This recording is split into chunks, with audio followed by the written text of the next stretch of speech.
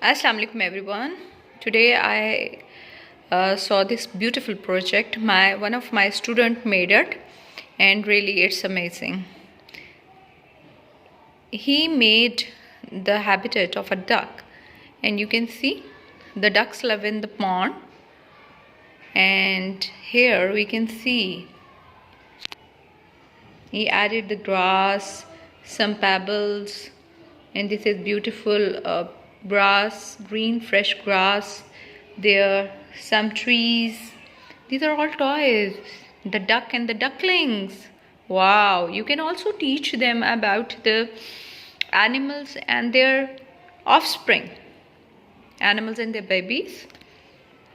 He added these two animals. So do you think these two animals we can find them in the pond, or they belong to some other habitat? Just think about it. I will tell you at the end of the video, but if you really know their habitat, you can tell me where we can find them. And here are, okay, this is a beautiful tree with a lot of flowers on it, and one tree fell down, this palm tree, so we will fix it. Oh, it's having dates on it. It's amazing. So it's really difficult to paste these toys on this sheet, but it's amazing. If you really want to make it, you can also make it by using, this is a rubber sheet, some pebbles, and here these are the trees. Again, these are toys you can find in the toy pack. The duck and the duckling, cute duckling. Do you remember that little duck poem? One little duck went out and one day, over the hills and far away. Mother duck said, quack, quack, quack. Mother duck said, quack, quack, quack.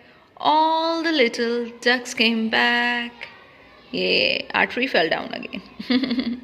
So it's difficult to just paste them here, but definitely you can use some other material, and it's really amazing if you can just, how fresh it's looking. The colors are so fresh, and the little ducklings are looking very happy in the pond like we do.